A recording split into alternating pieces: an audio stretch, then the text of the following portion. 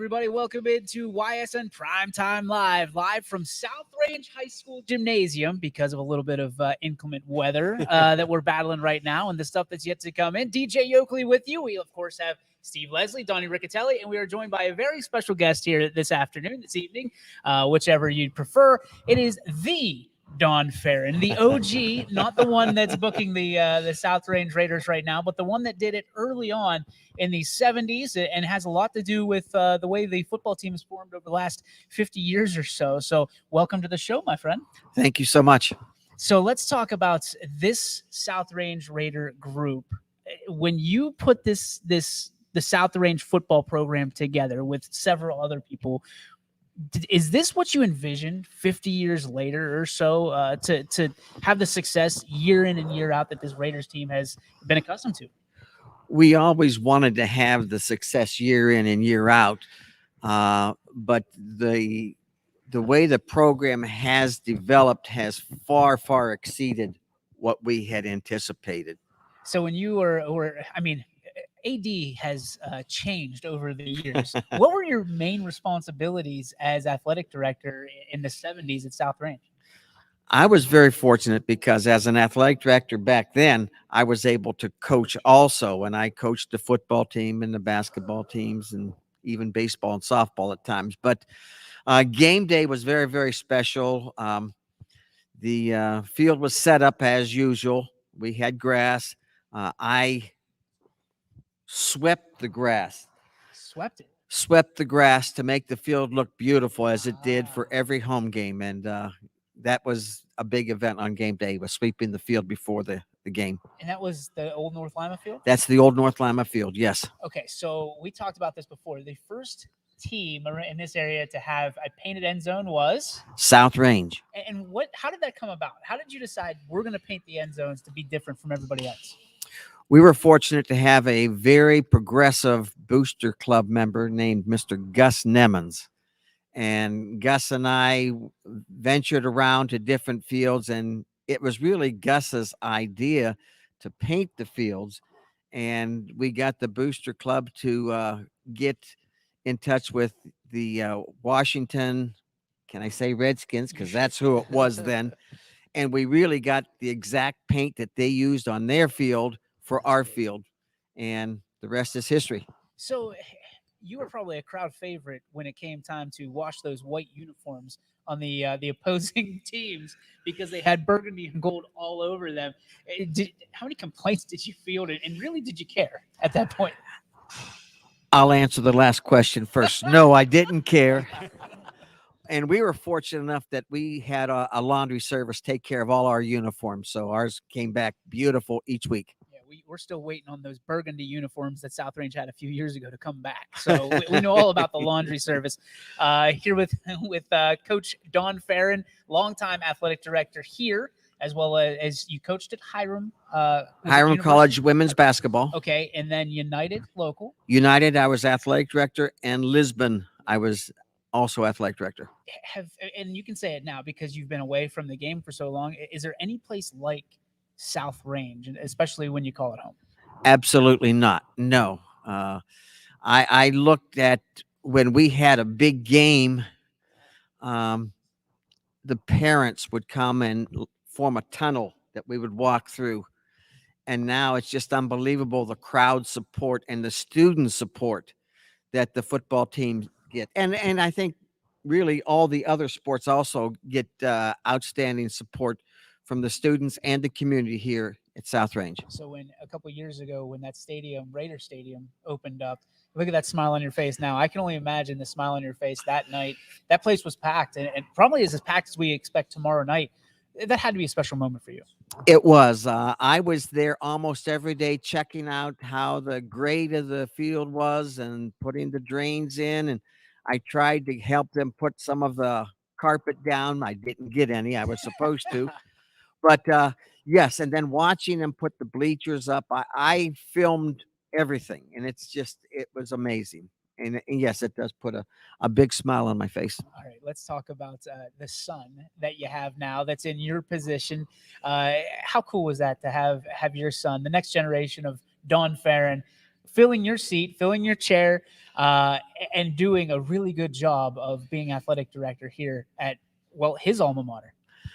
I'm very, very proud of Donnie. I still call him Donnie, Mr. Farron. I always introduce myself as Don Farron. I'm the nice one.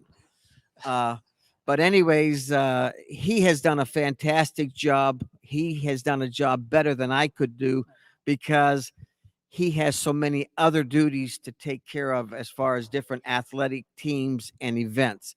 Whereas I had the basic football, volleyball, basketball, boys and girls, cross country and track. And then we did add baseball. Wrestling was just coming in when I left. There's a lot of people I'm sure that are glad you added baseball to that, given the Yes. state championship a few years back. Yes. Steve, what do you got for Coach here? What has changed? Like for someone that wants to be an athletic director or in that path to become an athletic director, with all the years that you've put in, what do you see the biggest change? Is it a change in some parents? Is it a change in the way the communities handle things? What are maybe something that you see as a big change in sports in the area? I definitely think that the community coming out and supporting the athletic endeavors here or anywhere, I think that's big. Before, I hate to say it, you could buy a $2 or $3 ticket to get in the game, and that was kind of high back then. Sure. And now we're paying much more than that, but we're getting many more people there because they want to support not only their own sons and daughters, but their neighbors and just the general, students in the school system. That's a great answer. I agree with you 100%. South Range community will be out, Deej, no doubt, in full force. I know you'll be ready to go tomorrow night. Weather looks like it's going to be okay. That's what we can take being indoors today and give up a good day for the game night. Absolutely. Some of your thoughts on that game for tomorrow? I've seen just a little bit of tape on Hubbard, and their big running back is just awesome. He's the real deal. Now, if our defense comes and is ready to play, I think we'll be okay. Offensively, I think we're going to score. Defensively, we have to stop them. It's funny. I talked to Coach Yeagley earlier this week, and he's adamant about always saying we're going to play South Range football. But South Range football has evolved over the last 50 years to be something completely different, and he loves it. He said South Range football isn't necessarily the X's and O's, it's the Jimmies and Joes. How, from your standpoint, I know you love the 3 yards in a cloud of dust. Do you like watching the video game football you're seeing on Friday nights? Oh, I don't know. When I coached, if we passed the ball 8 or 9 times a game, that was a lot. It did progress up to maybe 15 to 20, but we're throwing the ball all over the place today, and it's exciting football for not only the fans, but also the student athletes too. I'm a big throwback guy, so please, I would love to know what kind of South Range team this team is this year compared to a South Range team in the past. Give me a good year for you. I want to say 19. I don't know the year, but a friend of mine just posted on Facebook today about how South Range football, when he played, would be today. And I think it goes back to what Coach Yeagley says. We would play Raider football. Right. We want to have a very, very tenacious and aggressive defense, and offensively, whatever works, we're going to do it. Yeah. I would have to say 1996, though, with Roger Gaskins and Valentine and Hartwig. I mean, that team was so well balanced, and defensively, they just knocked you around all over the field. Defensively and offensively. Absolutely. And offensively. You mentioned a few names there. Yes. The way we played football then is progressing. Sure. And it's different than what the very first year that I coached. Right. But again, it's just like everything else.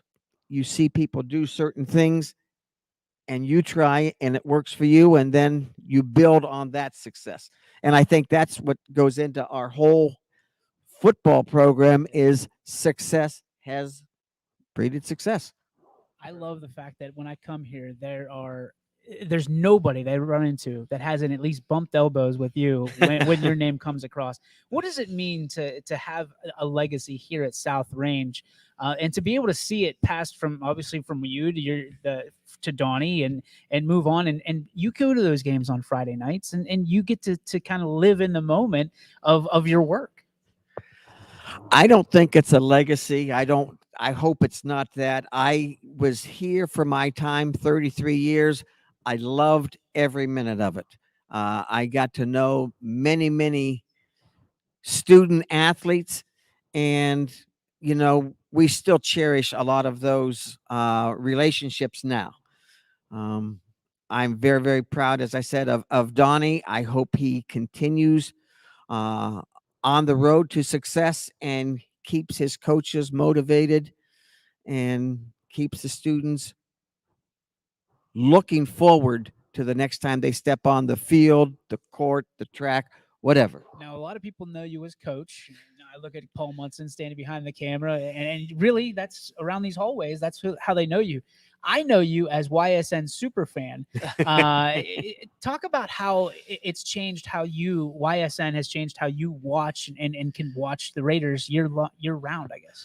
Now, first of all, I got to thank you for coming up with the YSN logo idea. I'm a snowbird. You are, yes. And I love it, and I'm leaving Wednesday. So you'll be watching the Raiders in the playoffs from down in Florida. From down in Florida, Zephyr Hills, yes. But I watch all the football games that are in the playoffs down in Florida on YSN, and I watch all the boys and girls basketball games. And I'll call Paul, or I'll talk to Donnie or my granddaughters, Drew or Jamie, and say, walk across the end of the floor and wave to me. So, and they do. That's good. And Anthony every now and then will give me a shout out. So there it is. It's good. There it is. The legend here, Coach Farron. Thank you so much for joining us. Obviously, here at South Range, your dojo, we wanted to make sure that we can incorporate some of the history of this great school system. So thank you for joining us. We appreciate it. Best of luck to you. Safe travels down to Florida. And we'll be back with more YSN Primetime Live right after this.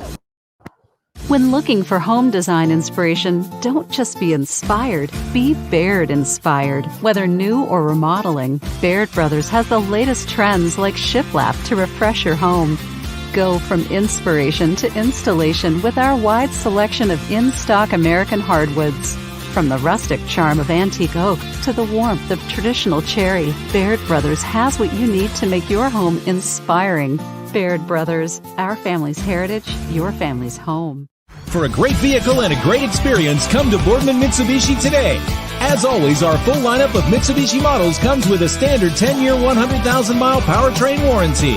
Boardman Mitsubishi, your hometown Mitsubishi dealer since 1999. Coca's Pizza, always supporting our community and our local athletes. Stop in on game day or score big and have it delivered right to your door. Check out our daily specials at cocaspizza.com. That's Coca's Pizza, we serve it hot.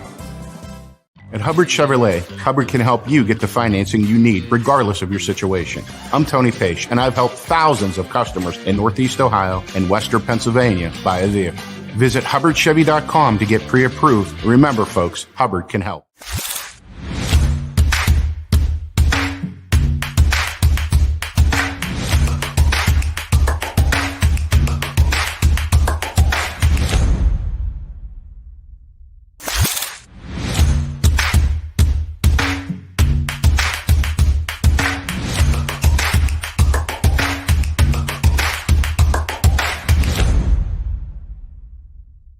You're not waiting to see what the world has in store for you.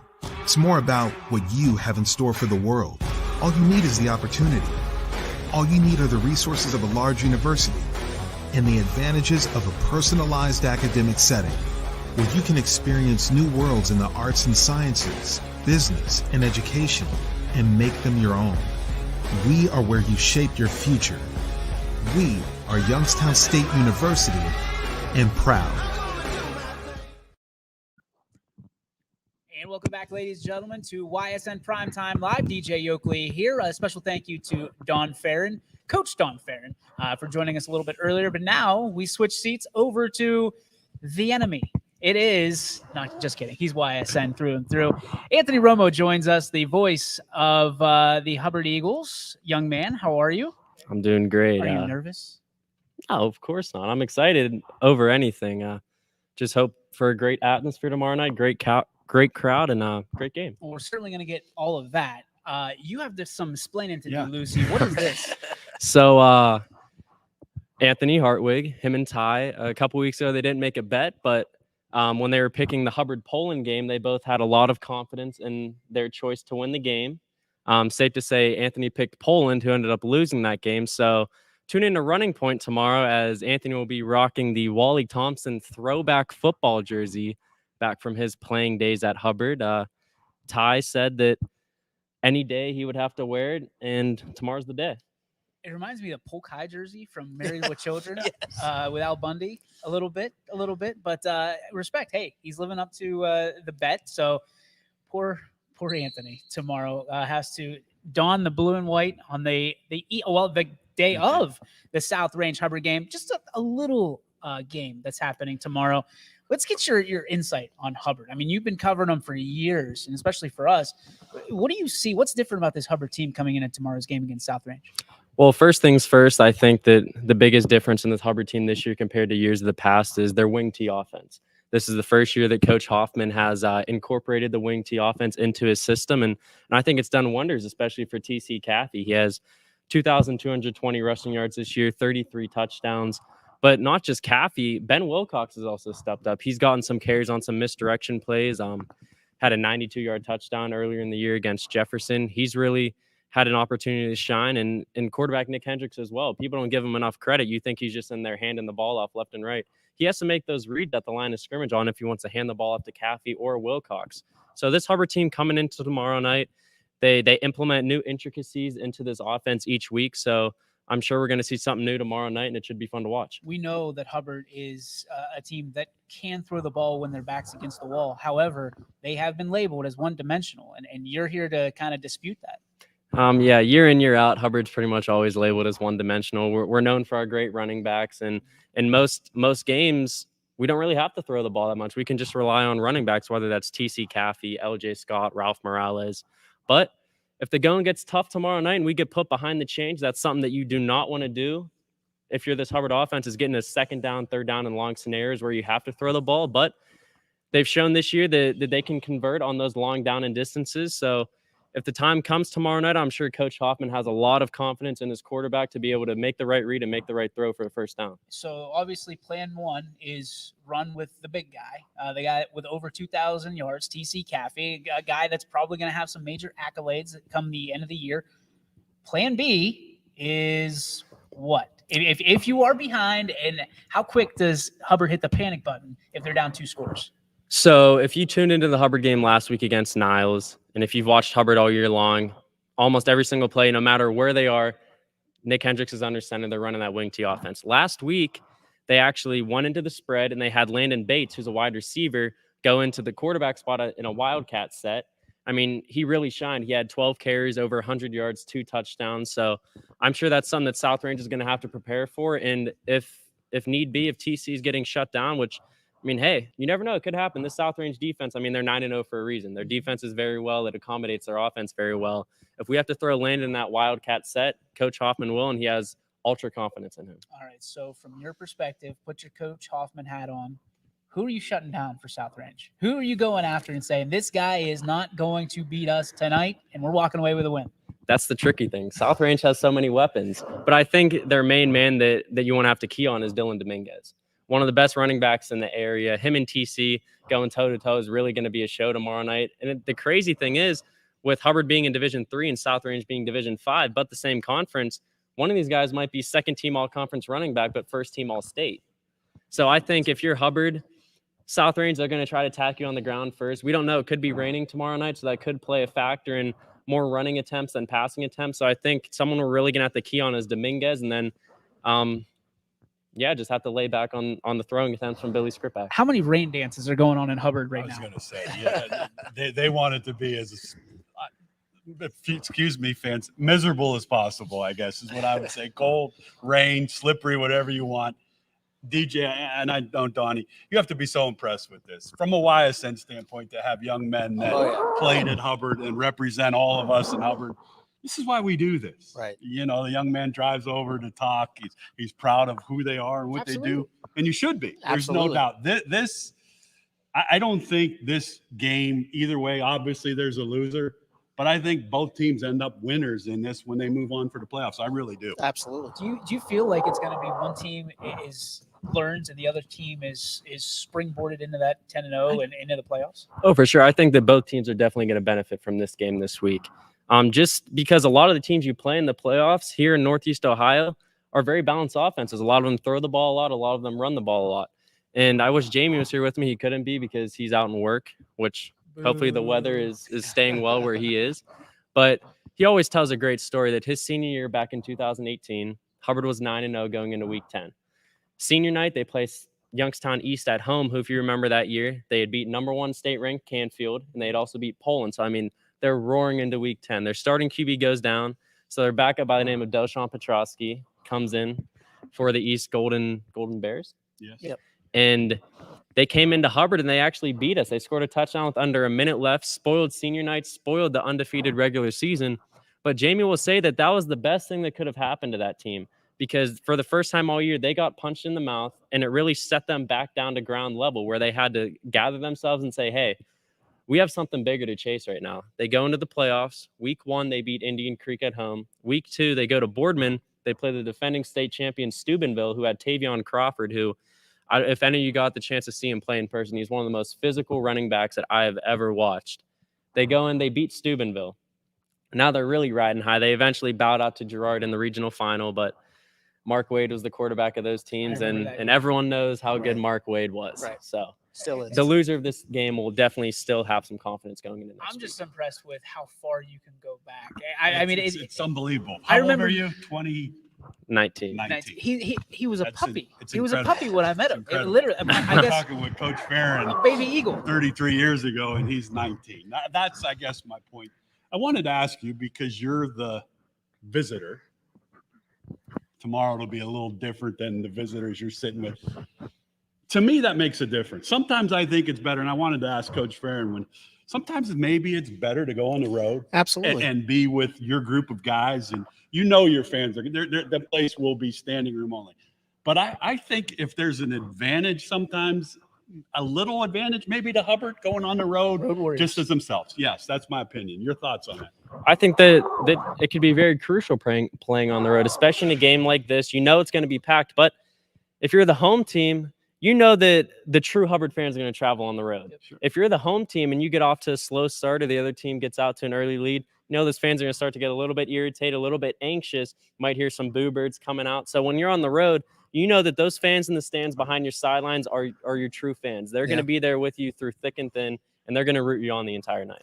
And DJ, I'm going to take you guys way back because you had mentioned Dominguez and Caffey, and this reminds me of a game at Mollenkoff Stadium against Warren JFK in Ursuline. You were probably in 4th grade at East Palestine, so you're not going to remember this, but Sean Penny for Ursuline, Tim Buchanan for Warren JFK. Sean Penny went for 320 yards. Tim Buchanan went for 220.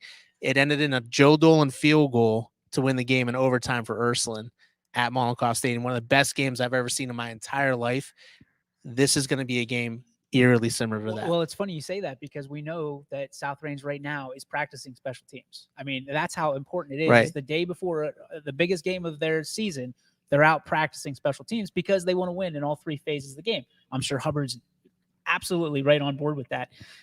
So when it comes down to it, we're going to ask you for a prediction. You're going to get it tomorrow anyway, but we're going to put you on the spot now. Where do you feel this game is going to go and why? I think that this game will end up being a very high-scoring game. I think that these offenses are going to end up overpowering the defenses, and as the night goes on and these defenses get worn down from Hubbard's side trying to take down Dominguez and trying to stay back and guard the passing game, and then on South Range's side having to try to take down TC Caffey, who we know you're going to have multiple bodies on him every time he runs the ball. And as the game progresses, we've seen him in the second half this year have some pretty big performances because these defenses are getting so worn down. So I think that these offenses will shine tomorrow night. I don't know if I want to give a score prediction, but I'm going to have to go with my Eagles as as a winner for tomorrow night in my eyes. Okay, I know betting is not illegal or not legal in high school, but if you had an over/under on this game, what would it be at? Over under. Would it be 50? Oh, over. You're taking the over? I'd take the over on 50, and I'd set it at 60. I think that both teams could get over 30 points tomorrow night. It's going to be an action-packed game. YSN's going to be there. There's going to be a lot of media outlets from all of Northeast Ohio there. But tune into YSN Live tomorrow night. You're going to have DJ on the call, and I'm sure it's going to be a show. Your way into that booth at some point. I'm just guessing you and Jamie will make your way. Yeah, well, maybe. I mean, we don't know. Maybe we could do a little pregame show. Maybe at halftime we could come up, do a little report. YSN, we do cover the bands. We will have the bands performing during halftime, but I know we might have a couple minutes before the start of the second half. Jamie and I might have to put our hoods up and slowly get our way up to the press box, going deep in enemy territory. But yeah, I'm sure we'll find a way tomorrow night to have both sides in the booth and talk some football. Whatever you do tomorrow night, don't wear your Springfield stuff. I will not. Trust me. That stays for November. We all know that. We know the Tigers in playoff time, how special they get. Anthony Romo joining us. We're going to take a break. Back with hopefully some of the players and Coach Yeagley. We return on YSN Primetime Live after this. New things happen all day. Some are good, some not so good. In today's complicated world, while you're busy working, playing, and living life, we're busy helping you make sense of the day's news. And there's only one place where it comes together with clarity, context, and accountability. It's 21 News at 6 with me, Madison Tromler, and Derek Steyer. 21 News at 6. It's what the day's news really means to you. Welcome home to a home made homier with Baird Brothers Fine Hardwoods.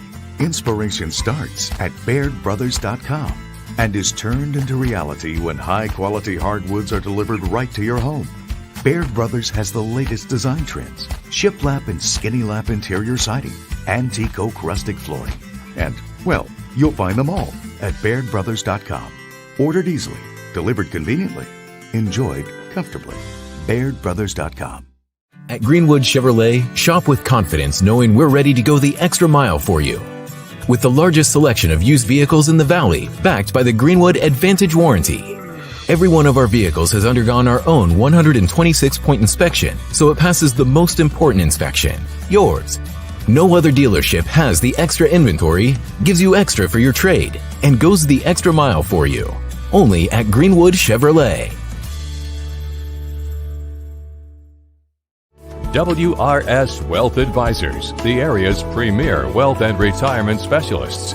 Located on South Avenue in Boardman. Quality, customer service, and integrity.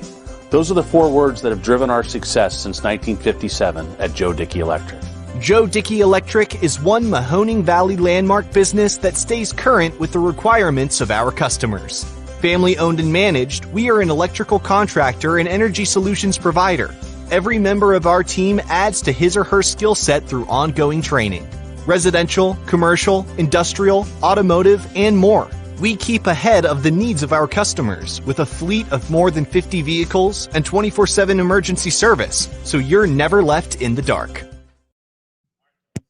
And welcome back, ladies and gentlemen, to YSN Primetime Live. DJ Oakley, Steve Leslie, Donnie Ricks on the other side. I really like that nickname you got. Was that LeBray? That's Dan Chaberta at LeBray. It's my neighbor. I'm a big fan of it. Hey, we got some games to talk about. Absolutely. And not just this one. We'll leave this one for last. Let's go ahead and start. Man, my eyes are getting bad. Let's go Fitch and Harding. There's a couple of playoff implications there. Yeah, that's a big game. I think, I want to say Fitch is pretty much locked up. Harding looks to be that way. Two teams playing a little better right now. Harding's playing really good. Yeah. I'd give Harding a little edge at home, but then again, Harding proved that last year. They went to Fitch in the playoffs and beat them. Good game. Two great quarterbacks again in that one, and a lot of athletes.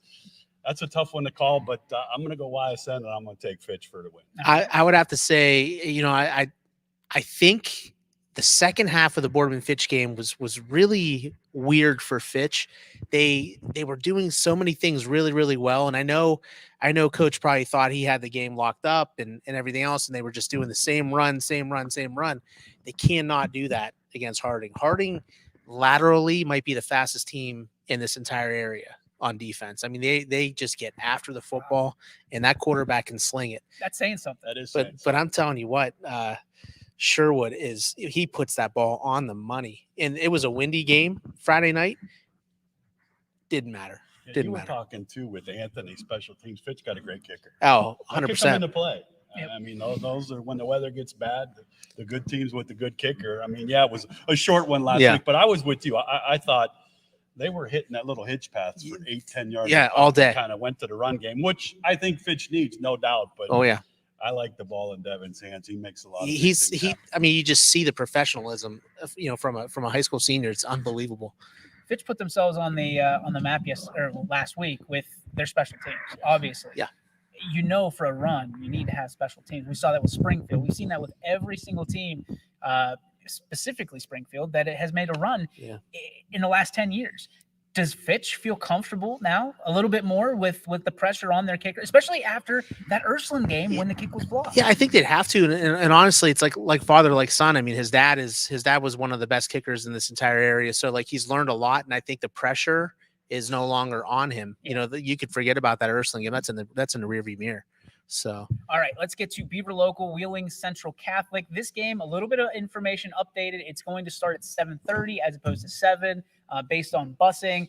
Does that change anything? I mean, it's just a game time. If it was 1 o'clock, I think that'd be a little bit different. there, but they've been on a roll since we were there. I mean, that's one of my, obviously Coach Beam is a good friend of all of ours, but Coach McKenzie's done a great job with them. When you look at all the injuries that they had when we were there to where they're at now, getting some of those guys back, dangerous football team, I think it's another win. And I think just the energy that team brings and how they play for one another, it's just, they're awesome. I'm a major fan. They could be matched up locally here against the Salem, depending on how this week goes. So I'm interested for that. And by the way, Joe Idle coming up after the show today, 6:30 on ysnlive.com. Don't miss that. That guy sat down with him. That was pretty cool. Brookfield and Champion. Brookfield just keeps on chugging along. Champion's playing better. They're playing better, but I don't think they're at the caliber of Brookfield. That's a good game for Brookfield to go into the playoffs. I think they can get themselves righted.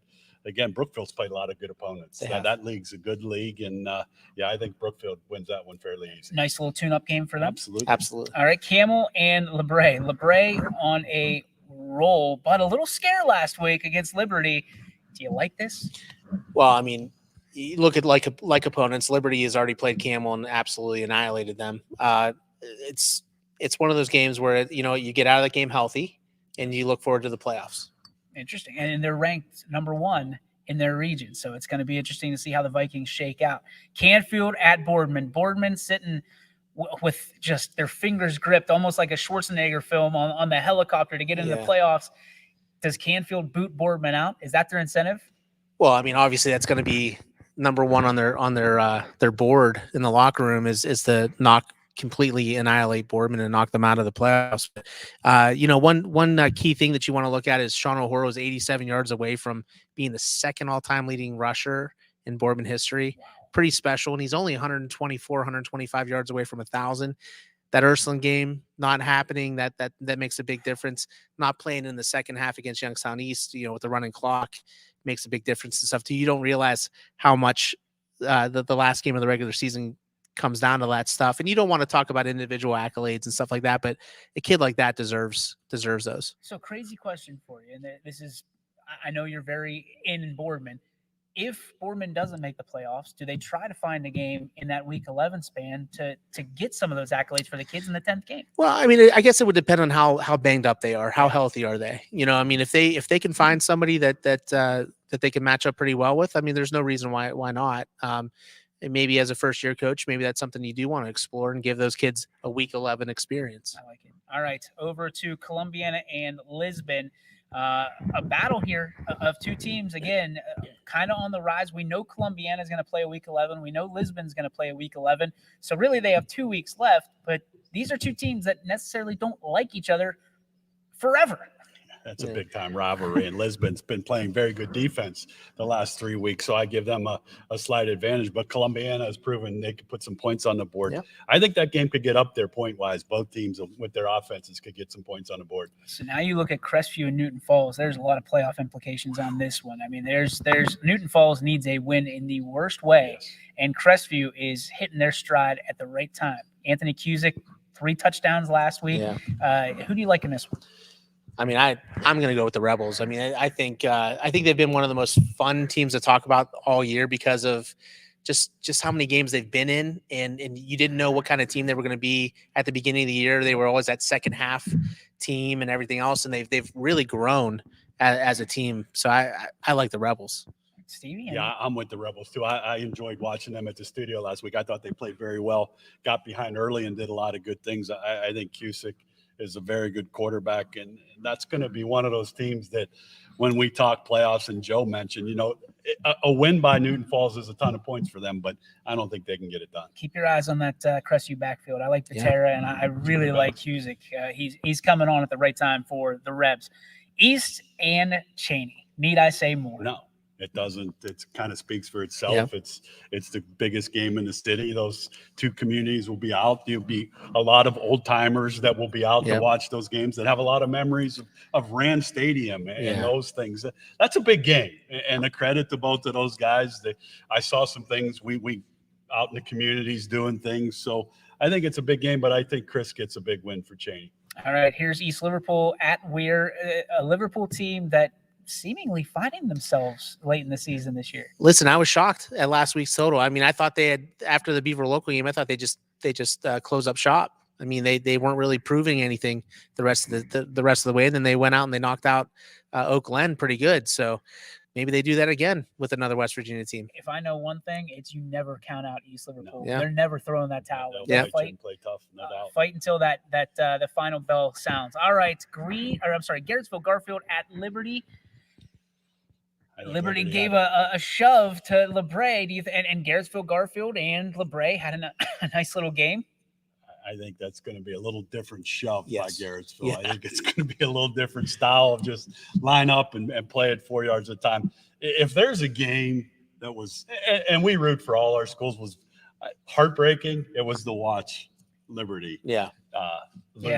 Not necessarily lose the way the game happened, and you have to give that young man credit. He picked up a fumble, and that's one of the best fumble returns I've seen at any level. House call. Yeah.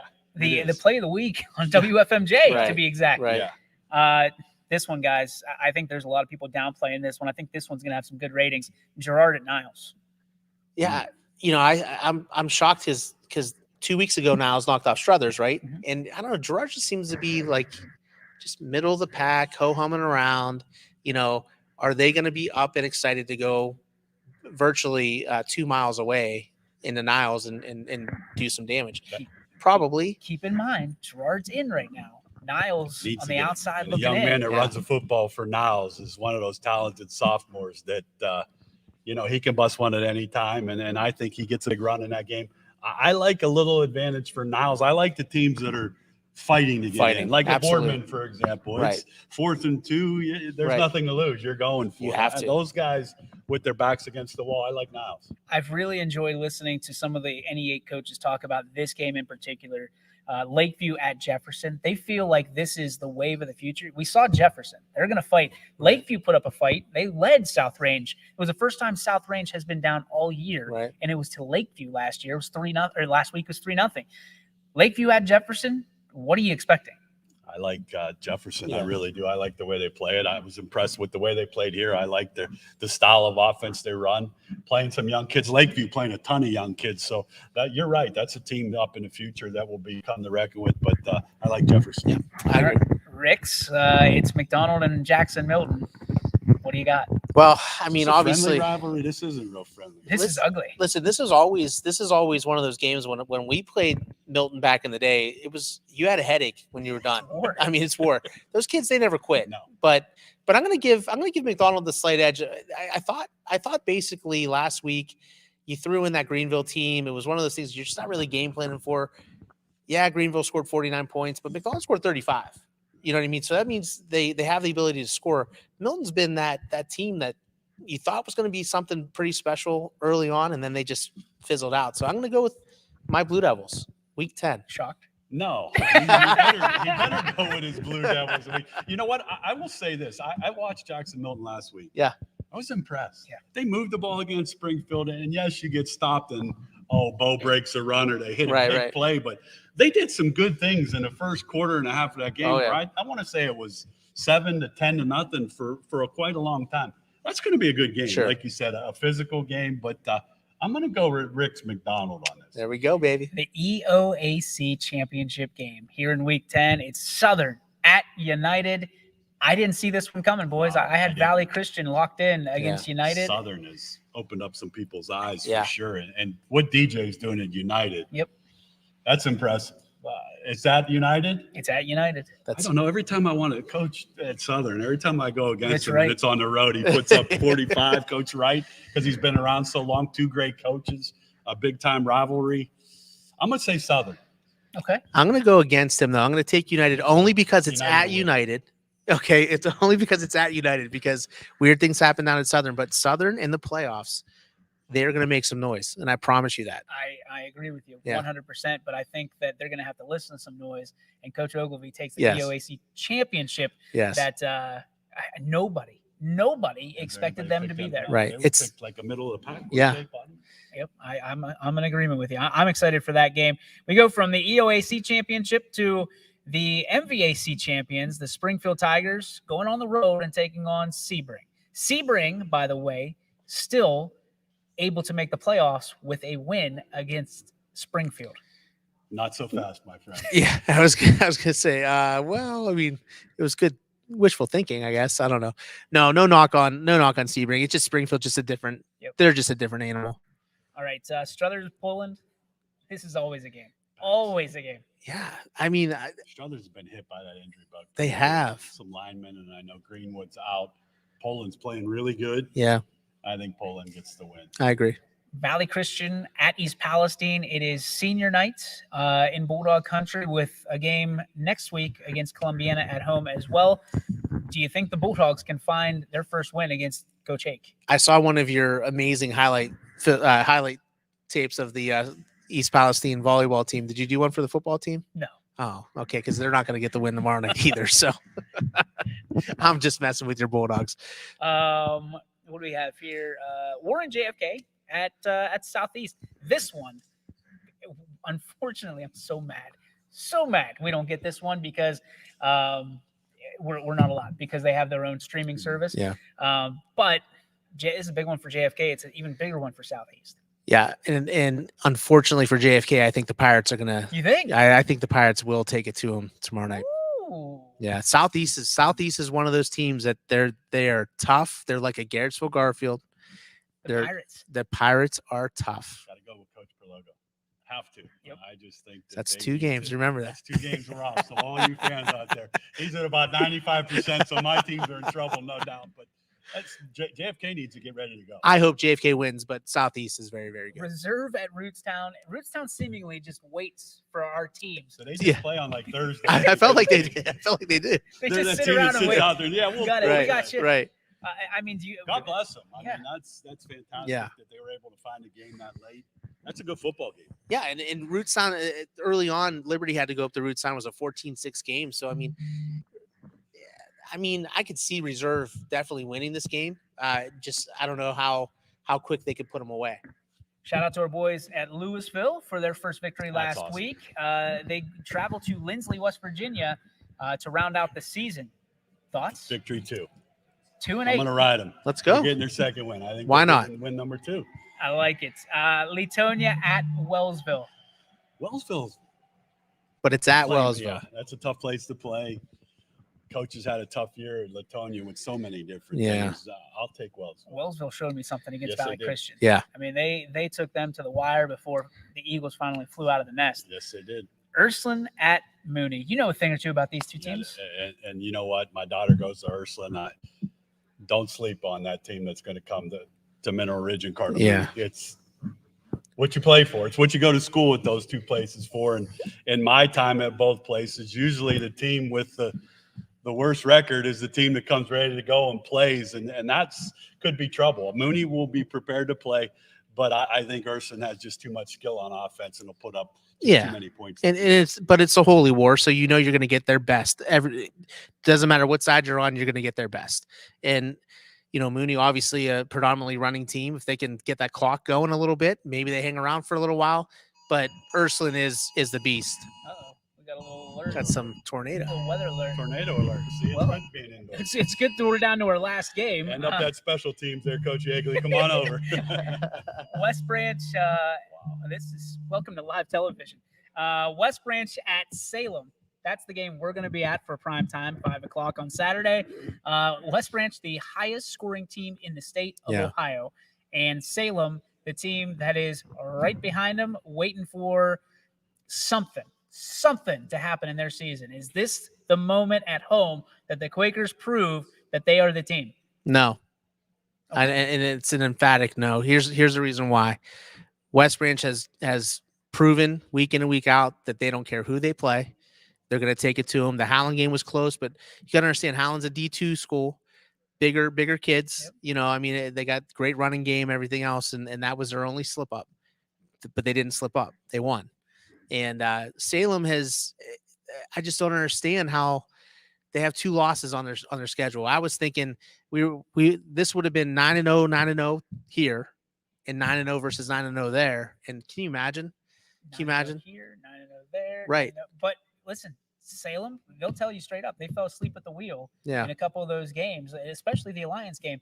Do you feel like there's a lot of people that will tell you, tell me, tell everybody that West Branch hasn't been tested to this point this season? Yeah, there's somebody, I think, that says that in the YSN Nation, that they have not been tested. I've heard that a time or two on the Power Hour, I believe. Yeah. Listen, you know what?